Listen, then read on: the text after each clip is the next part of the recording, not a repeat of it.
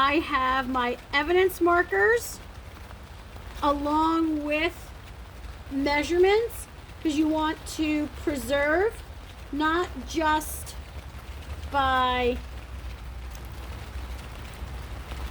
markers, but how big is the object. You want to have some kind of ruler, some kind of measurement. You're going to take photos, remember 90-degree angle. You want to take something from a distance where it is in the situation. So here we have in the sieve, and then you would have just one object at a time. Okay, one object at a time with measurements, without measurements. And then as you move on, you want to get closer and closer to all the objects. So let me show you what we have so far in our grave. In the grave itself, we have, okay, we definitely can see there's a skull. I think you can see that.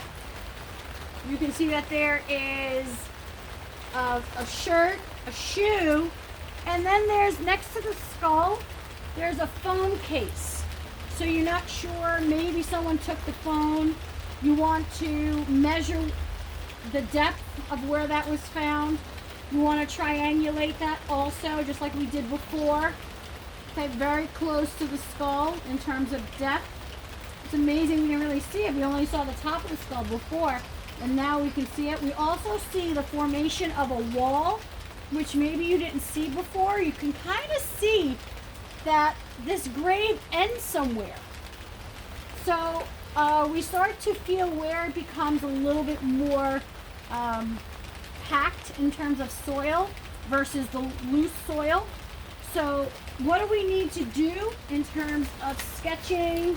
And so I have here on my clipboard, not just the summary sheet, but then I have, here is the log for the triangulation. I think on your summary sheet, you only had to do 2 of them on page 2. Only 2 pieces, and we did 2 things. We did the skull and we did the shoe. This would be everything that you would find, you would triangulate. Again, you can see how this could take a long time to do. It takes a lot of patience, a lot of time, a lot of measurement. A big team, that's why you'd have a team of about 10 to 12 people in order to get this really done well. Then after you do that, you'd have a different person who would then sketch from a bird's eye view. We took the measurements yesterday, right? We had 7 feet 4 inches, and that was our west wall. And then we had 8 feet 0 inches was our north wall. And then you would, once you have all your evidence pieces, you would draw in the grave the size approximately. Again, this is a sketch, and then you can do a nice, well done sketch, or on a computer, well done presentation for court. So this is what you're doing at the field. So this is your rough sketch. You try to make it as accurate as you possibly can with all the numbers, all the measurements. That helps it make, be accurate with the triangulations and the depth. Now you're saying, well, there's no depths on here. This is a bird's eye view. This is from up above, right? This is from above the grave. We're looking at where everything is. So you might have, the skull over here versus the shoe over here. So here would be your skull. Here would be your shoe.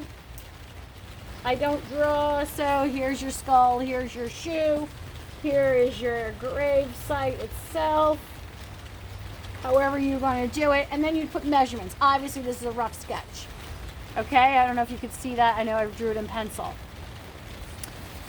And then you would also do something like this. Like, what is that? This is a side view. So we saw a skull that was about here, and we're going to say, right, that was where the skull was, and we also saw that phone case. Again, we want to label everything, probably is on the bottom here. We would say that that was about 5 inches deep, And then we saw a shoe. Sorry, I don't draw well, but we had a shoe over here, and we said that that was 7 inches deep, I believe. Okay, so not only would you have a bird's eye view, but you would have a side view. I'm going to show you one that's from a book of how nice it really looks once you're actually done. Okay, this is one of the books that we have, and would be something to this effect. You can see where it's a side view. You have a body down here, vegetation, and then you have striations of all of the evidence. So that's something that we could also do. Again, you want a big team. I just need my notebook to make sure I covered everything that we needed to cover. Sketching, okay, so taking pictures. Taking the pictures, again, as I said, from a distance in the situation. So we want to take a picture of that phone case as is in the grave. You can see it there. See it? Okay. And then you would put a marker.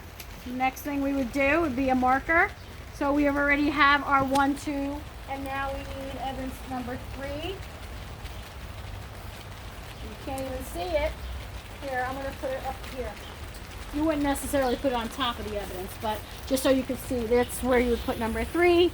You would then take your ruler, measure that out, okay? You'd want to write down all your measurements. You'd want to know the depth. You want to know the triangulation. And then you would start taking it out. What do you do when you take it out? After you take all your pictures, after you log it on your sheet, then you need to properly put it in an evidence bag. So this is a nice evidence bag. It has all the information that you would need. What is the item? You're going to put every item separately. Okay, so there's a lot of little things here that you're going to need to do in this section. So sketching, photographs with markers, photographs with rulers. You have your evidence logged on your sheet. You're going to do your triangulation, your depth, and that's a lot of work. That's why you have a big team. So we're doing this kind of quickly so you get an idea of what this segment is about.